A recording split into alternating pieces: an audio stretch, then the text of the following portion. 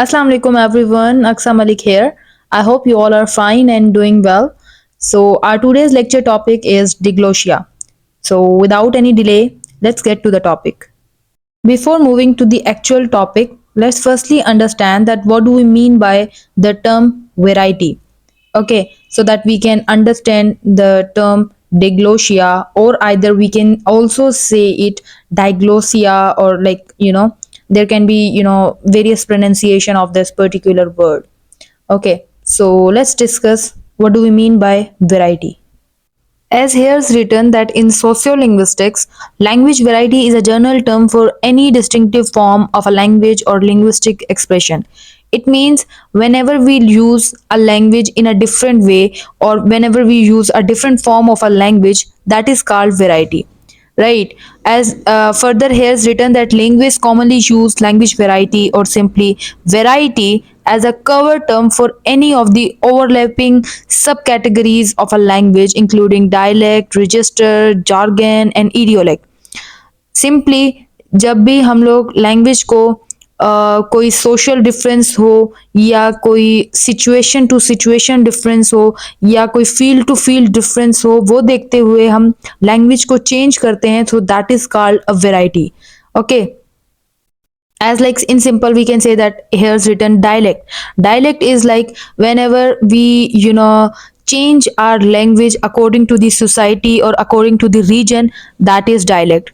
Register is basically like when we change our language person to person, or context to context, or situation to situation, right? Like for suppose we communicate differently with our teacher as compared to the way we communicate with our friends, right? The next one is jargon is basically like the words or language which is specific to a particular field. Okay, and the last one is idiolect is basically the individual way of speaking. So collectively we can say that these all are variety. Right. Variety का simply मतलब यही है कि एक language को किसी दूसरे तरीके से यूज करना. एक लैंग्वेज जो कि एक स्टैंडर्ड लैंग्वेज है, like for suppose the language of books और द लैंग्वेज ऑफ एजुकेशन, उस लैंग्वेज से हटकर हम लैंग्वेज को दूसरे किसी भी तरीके से यूज करते हैं, that is our variety. Now come to the main topic, which is diglossia. So basically the term diglossia was introduced by Charles Fredrickson, and it basically means that a situation where two different varieties of the same language coexist. Right, I mean एक ऐसी situation जहां पर एक ही language की दो varieties use की जाती हों, that is diglossia. I mean that situation is called diglossia. As here's clearly written that diglossia refers to a situation where two distinct varieties of the same language exist side by side in a speech community, with each variety having specific social functions. Right? Now we can understand the word like social functions. So we can take the example of Urdu language in this as well. I mean, like in Pakistan, we use Urdu language in education, right? But the language, or like the Urdu which we use at our home, is quite different from the language, or like from the Urdu which we use in our educational system, right? So this is what or this is how we can say the situation or the diglossia looks like.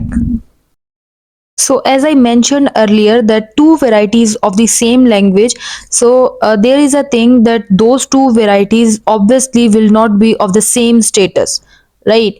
I mean, there must be a variety which has the higher status, and there must be a variety which has a low status. Okay, so that is also called like high variety and low variety.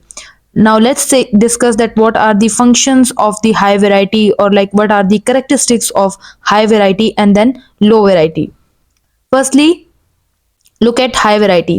As here's written that high variety is like the standard one variety, and it is used in formal context like literature, education, media, and it also has complex grammar rules, right?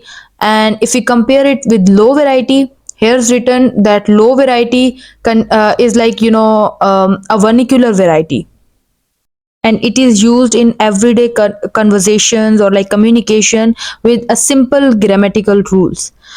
If you take another example, so like Arabic language is there.